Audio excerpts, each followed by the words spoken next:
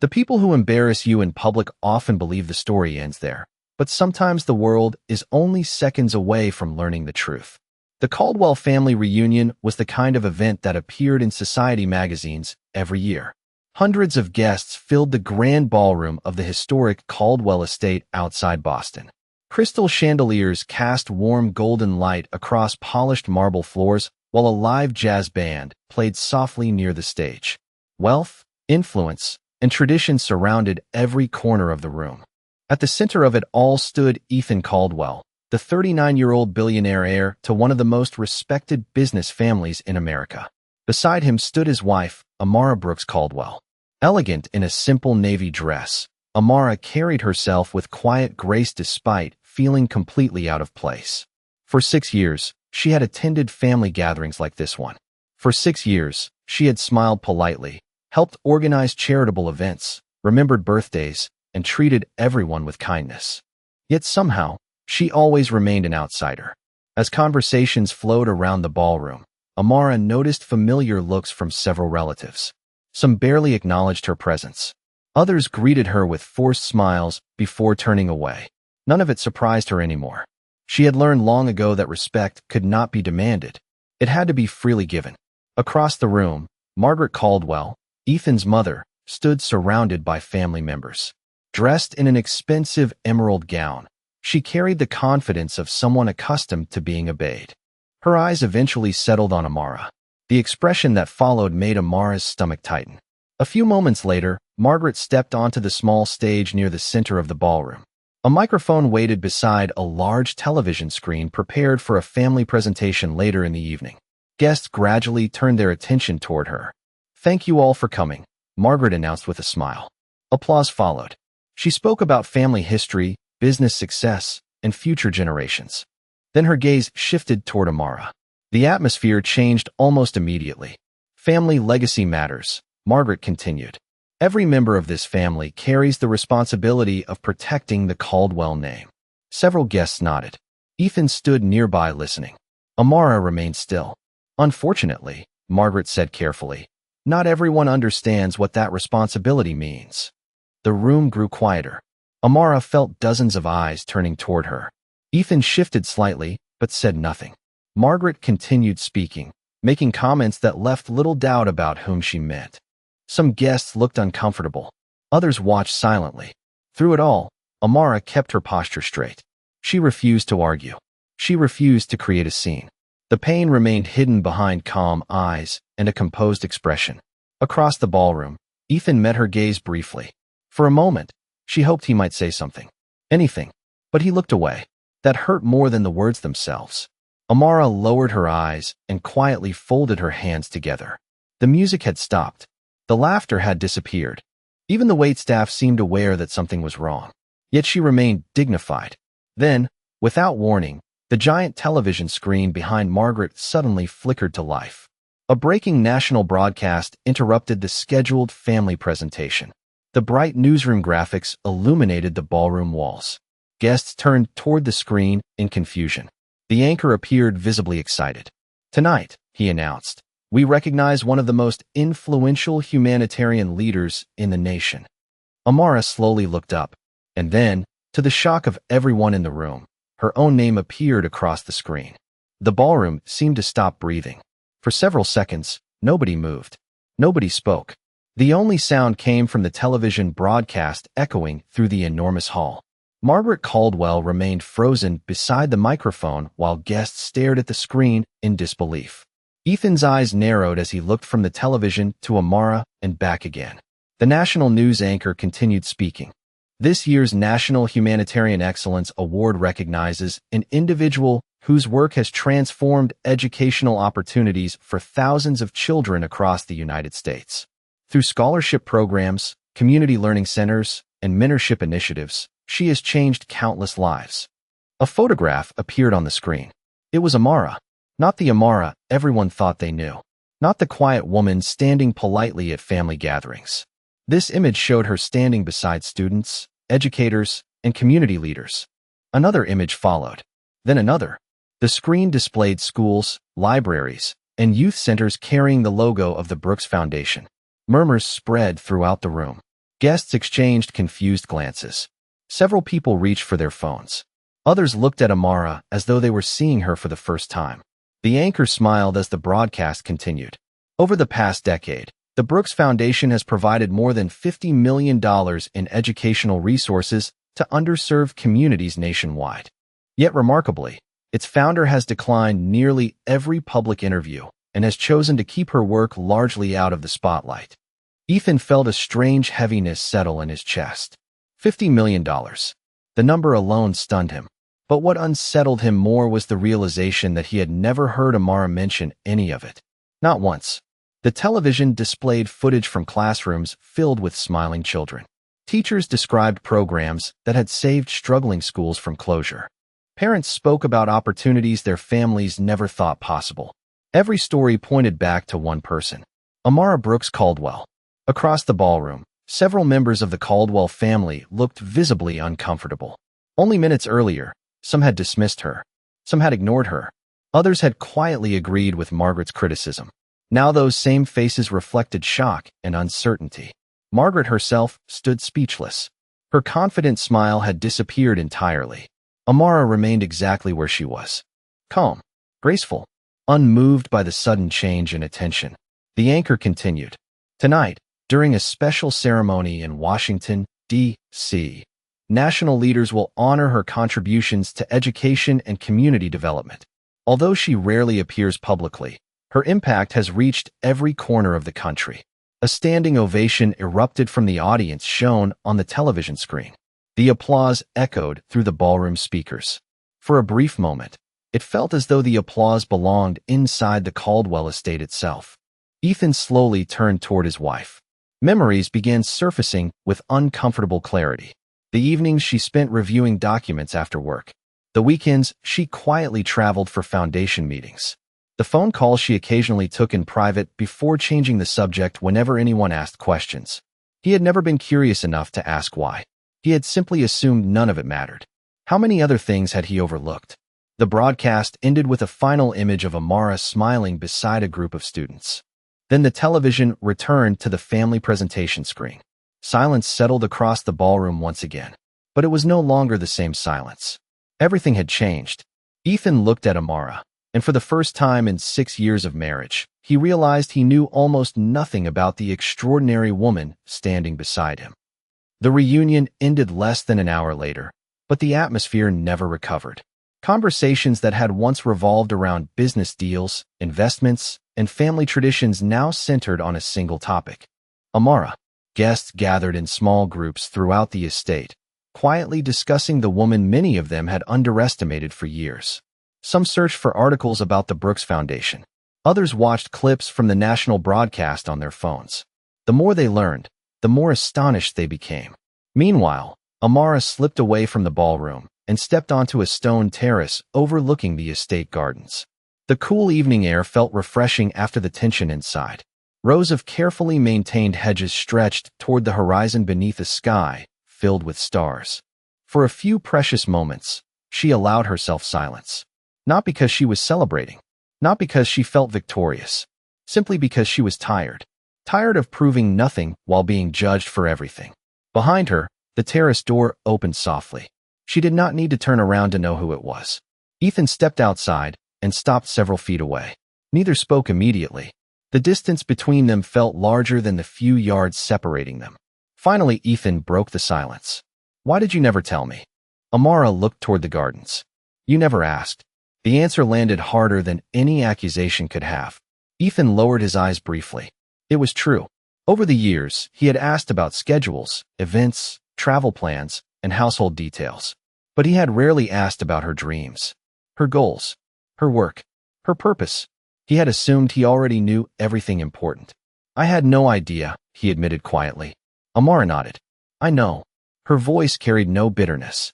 That somehow made it worse. Ethan remembered dozens of moments that now seemed different. Weekend trips she described only as foundation business. Evening meetings she attended after work. Phone calls she received from educators and community leaders. The signs had always been there. He simply never paid attention. The foundation started before I met you, Amara said calmly. My father believed education could change lives. After he passed away, I continued the work. Ethan listened carefully. And you built all of that yourself? Amara smiled faintly. Not by myself. Thousands of people helped. Teachers, volunteers, donors, students who grew into mentors. The humility in her answer only deepened his admiration. Back inside the estate, Margaret sat alone near the ballroom stage. The confidence she carried earlier in the evening had vanished. Family members who once agreed with her now avoided discussing what had happened. For the first time, she found herself questioning assumptions she had carried for years. Across the country, news outlets continued reporting on the humanitarian award. Social media filled with stories from people whose lives had been changed by the Brooks Foundation.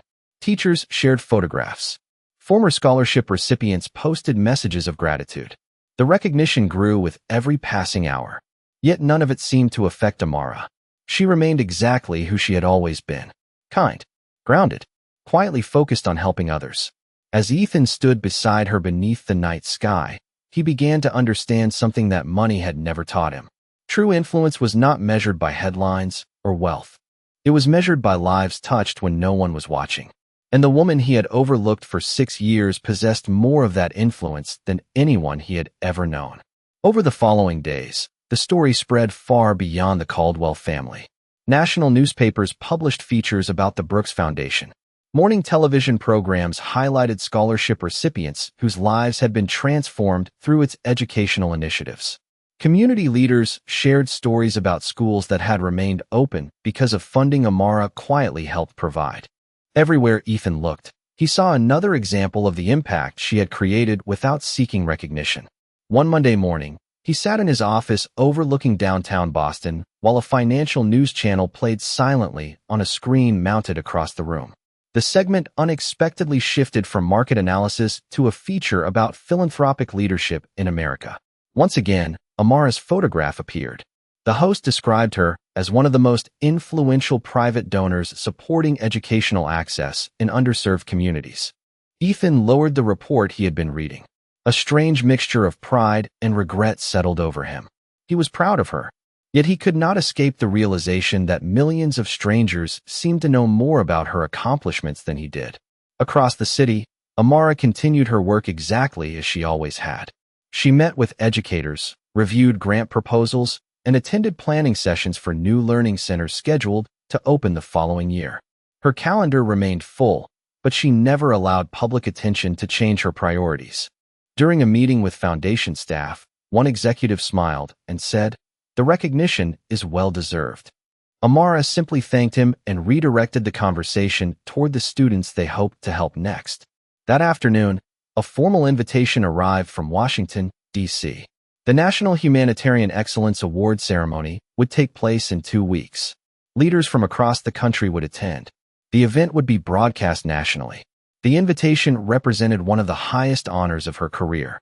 Yet when Amara placed the envelope on her desk, her focus remained on the unfinished proposals beside it. Meanwhile, the atmosphere within the Caldwell family continued shifting. Relatives who once barely acknowledged her suddenly called to congratulate her. Family members who rarely spoke to her sent messages expressing admiration. The change was impossible to ignore. What surprised Amara most was how little satisfaction it brought. Respect that appeared only after recognition felt different from respect freely given. One evening, Margaret Caldwell requested a private meeting. They met in a quiet room at the estate overlooking the gardens where they had spoken many times before. This conversation felt different from the start. Margaret appeared older somehow, less certain. After several moments of silence, she finally spoke. "I misjudged you." Amara listened without interruption. "For years, I believed I understood what mattered," Margaret continued. "I was wrong." The admission seemed difficult for her. Amara could see that. She responded with the same grace she had shown throughout every challenge. "We all make mistakes." Margaret nodded slowly, visibly moved by the kindness she received instead of resentment. As the evening ended, Amara stepped outside onto the terrace. The sun was setting beyond the gardens, painting the horizon in gold and amber light. For the first time in years, people were beginning to see her clearly. Yet the greatest surprise was not the recognition itself. It was discovering that she no longer needed it to know exactly who she was. 2 weeks passed quickly. The morning of the award ceremony arrived beneath clear autumn skies in Washington, D.C. National flags moved gently in the breeze outside the historic venue where leaders, educators, philanthropists, and community advocates gathered from across the country. Television crews prepared their equipment. Reporters reviewed notes. Guests filled the grand auditorium with a sense of anticipation that could be felt in every corner of the building. Backstage, Amara stood quietly near a window overlooking the city. She wore an elegant ivory suit chosen for its simplicity rather than its appearance. In her hands rested a small leather notebook that had once belonged to her father. Before every major milestone, she carried it with her. Not for luck, for perspective. The notebook reminded her why the foundation existed in the first place. It was never about recognition. It was always about opportunity. A young event coordinator approached her with a smile. "The auditorium is full. People are excited to hear you speak." Amara thanked her warmly. As the coordinator walked away, Amara took a slow breath and looked out across the city skyline. Her thoughts drifted to the thousands of students whose journeys had intersected with the Brooks Foundation over the years. Some had become teachers. Others had become doctors, engineers, business owners, and community leaders. Their success stories mattered far more than any award. Hundreds of miles away, Ethan watched the live broadcast from his office. The television screen occupied an entire wall, filling the room with images from the ceremony. Several business meetings had been scheduled for that afternoon, yet he had postponed them all. For reasons he could no longer ignore, being present for this moment felt important. As guests settled into their seats, the program began. Speakers shared stories about resilience, education, and service. Several scholarship recipients described how their lives had changed because someone believed in them when nobody else did. Ethan listened carefully. Again and again, one theme emerged. Amara had helped people without expecting anything in return. The realization humbled him. He thought back to the reunion, to the assumptions, to the moments he remained silent when he should have spoken. The contrast between who he believed she was and who she truly was seemed almost impossible to comprehend. Then the master of ceremonies stepped onto the stage. The auditorium grew quiet. This year's National Humanitarian Excellence Award honors a woman whose commitment to education has transformed communities across America. Applause filled the room. "Please welcome Amara Brooks Caldwell." The audience rose to its feet instantly. A standing ovation swept through the auditorium. The sound seemed endless. Amara walked onto the stage with calm confidence, neither overwhelmed by the attention nor distracted by it. She accepted the award graciously before stepping toward the podium. For a moment, she looked across the crowd. Then she smiled. "Every child deserves the chance to discover what is possible," she began. Her voice carried warmth rather than pride, strength rather than triumph. As she continued speaking, millions of viewers watched from homes, classrooms, and offices around the country. Among them sat Ethan Caldwell. And for the first time, he began to understand that the woman standing on that stage had spent years changing lives while asking for nothing more than the opportunity to keep helping others. When the ceremony ended, the standing ovation continued long after Amara stepped away from the podium. People from every corner of the auditorium approached her with gratitude in their eyes. Educators thanked her for believing in struggling schools. Former scholarship recipients shared stories about careers they never thought possible. Community leaders spoke about neighborhoods transformed through opportunities that once seemed out of reach. Through it all, Amara listened with the same humility she had always carried. She accepted every kind word graciously, yet never behaved as though the evening belonged to her alone. In her mind, the real achievement belonged to the thousands of people who had worked beside her for years without expecting recognition. Later that evening, interviews from the ceremony began appearing across national news channels. Clips of her speech spread rapidly online. Viewers praised her sincerity, her compassion, and the quiet leadership that had allowed her foundation to flourish without seeking attention. At Caldwell Holdings headquarters, employees gathered around screens in conference rooms and executive offices. Many had never heard details about Amara's work before. Now they watched with admiration. Several senior executives exchanged surprised looks as they realized the woman they occasionally met at company events had become one of the most respected humanitarian figures in the country. Ethan remained in his office long after most employees had gone home. The city lights shimmered outside his window while the replay of the ceremony continued on a screen nearby. He replayed one particular moment several times. During her speech, Amara had spoken about dignity. Not success, not wealth. Dignity. She had said that every person deserved to be seen for their character rather than assumptions others made about them. The words stayed with him. They felt personal, uncomfortably personal. For years, he had allowed others to define who Amara was. He had listened when family members questioned her place in the Caldwell legacy. He had remained silent when she deserved support. He had assumed he understood her value without ever taking the time to truly know her. The realization was painful because it was true. The next morning, Ethan drove alone to one of the learning centers supported by the Brooks Foundation. He did not announce his visit. He did not bring reporters. He simply wanted to understand. Inside the center, children worked on science projects while volunteers helped students prepare college applications. The walls displayed photographs of graduates whose lives had changed because someone invested in their future. Ethan spent nearly 2 hours walking through classrooms and speaking with staff members. Everywhere he went, people spoke about Amara with genuine affection. Not because she was famous, because she showed up. She listened. She remembered names. She followed through on promises. On his way out, Ethan noticed a framed photograph hanging near the entrance. It showed Amara surrounded by students, smiling as though she had found exactly where she belonged. Beneath the photograph appeared a simple plaque. It read, "Opportunity changes lives. Compassion changes futures." Ethan stood there for several moments. For the first time, he understood that the respect Amara was receiving had not appeared overnight. It had been earned through years of quiet service. And as he walked back toward his car, he began to realize that changing his future might require something even harder than admitting he was wrong. It might require becoming the kind of person worthy of the woman he had failed to appreciate. The weeks that followed brought changes Ethan could not have imagined only a few months earlier. For most of his life, success had been measured by growth charts, acquisitions, and quarterly reports. Now he found himself paying attention to different things. He spent more time listening during meetings. He visited community programs supported by charitable organizations. He began asking questions he had never considered before.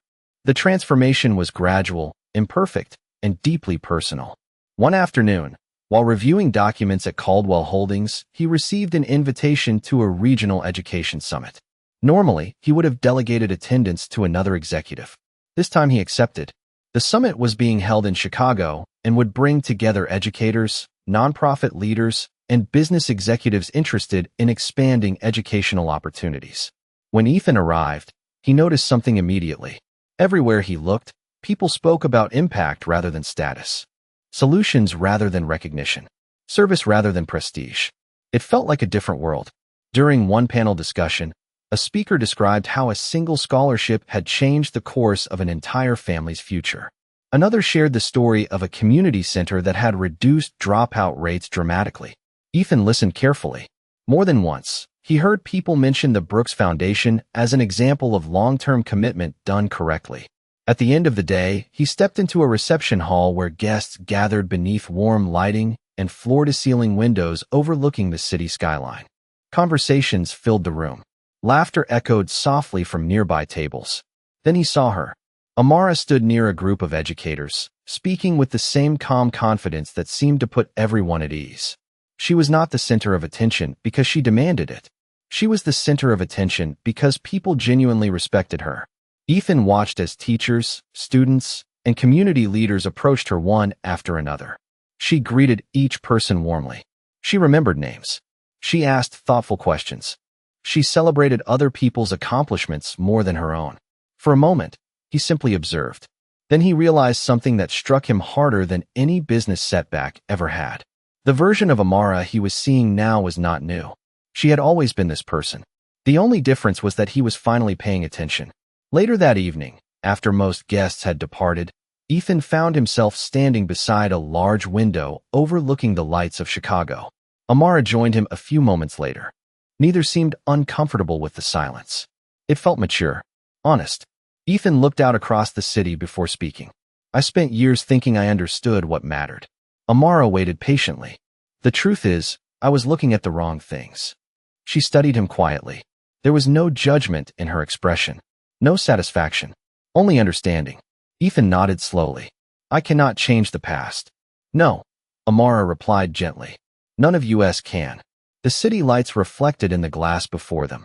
For the first time, Ethan was not searching for forgiveness. He was searching for growth.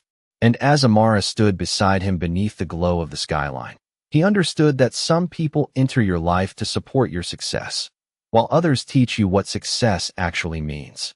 Winter arrived quietly, bringing crisp mornings and early sunsets to cities across the country.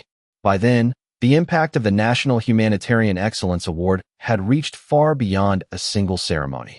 New partnerships were forming. Additional schools were receiving funding. Community programs once struggling to survive were expanding into new neighborhoods. Yet despite the growing recognition, Amara's daily routine remained remarkably unchanged. She still arrived early to meetings. She still reviewed proposals personally. She still spent time speaking directly with educators and students whenever possible. Success had never changed her because success had never been her destination. Purpose was.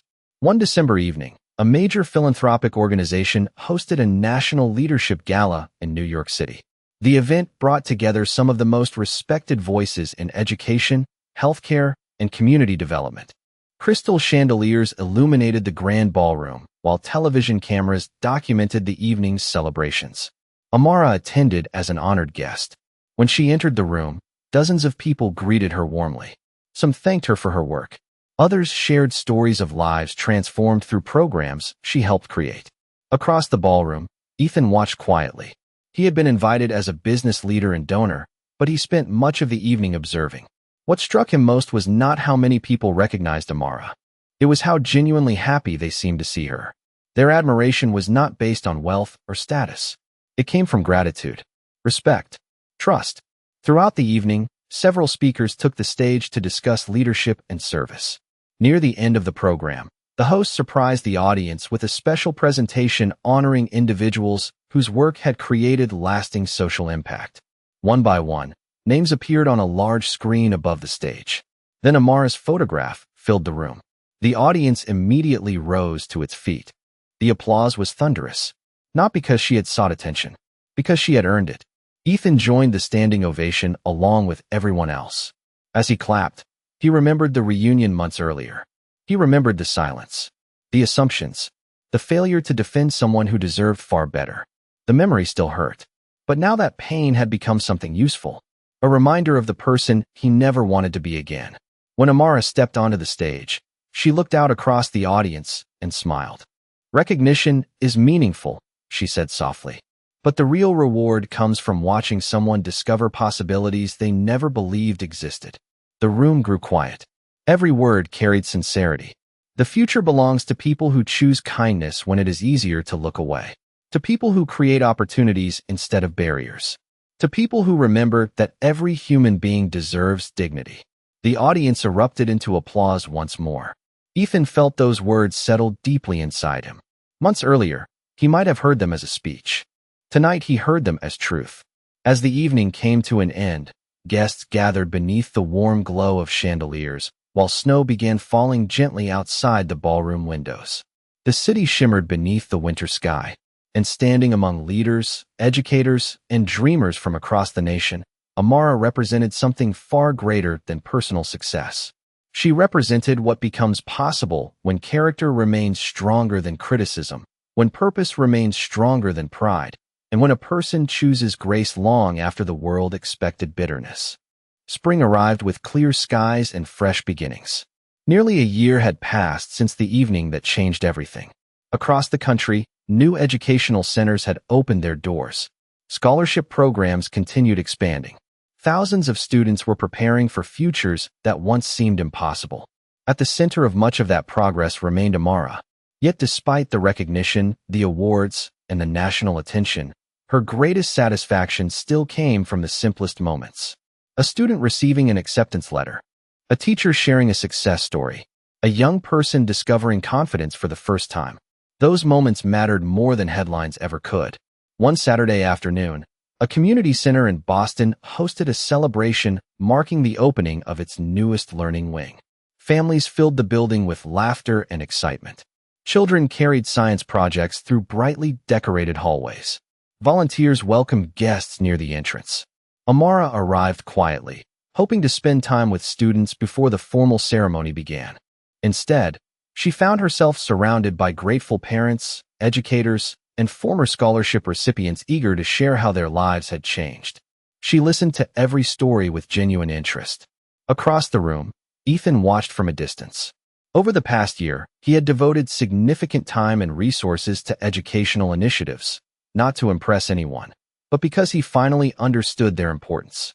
He had changed in ways few people expected. More patient, more thoughtful, more aware of the responsibilities that came with influence. The transformation did not erase the mistakes of the past, but it reflected a sincere commitment to becoming better. As the event continued, the center director stepped onto a small stage. She thanked the volunteers, donors, and community leaders who made the project possible. Then she invited several students forward. One young girl approached the microphone nervously before smiling at the audience. "I want to thank Ms. Amara," she said. "Because of this program, I want to become an engineer someday." Applause filled the room. The girl looked toward Amara. "You taught us that where we start does not decide where we finish." For a moment, emotion touched Amara's eyes. Not because of recognition, because she saw hope. The kind of hope her father once believed could change the world. Later, as guests began leaving, Ethan found himself standing beside her near the center's entrance. Sunlight streamed through the windows while families continued celebrating around them. "You built something remarkable," he said quietly. Amara looked across the room at the students. "Many people helped build it." Ethan smiled. That answer sounded exactly like her. They stood in comfortable silence for a moment. Then Ethan spoke again. "Thank you." Amara turned toward him. "For what?" "For showing me that success means more than achievement." She studied him briefly before offering a gentle smile. "People can grow, Ethan. That matters too." Outside, the afternoon sun bathed the city in warm light. Inside, children laughed as they imagined futures filled with possibility. And in that moment, the story was no longer about recognition, regret, or redemption. It was about something greater. The quiet power of dignity, the lasting impact of kindness, and the truth that a person who remains faithful to their values can change far more than their own life. As Amara walked forward into the crowd, surrounded by hope, purpose, and possibility, she carried no bitterness from the past, only gratitude for the future. And that was the greatest victory of all.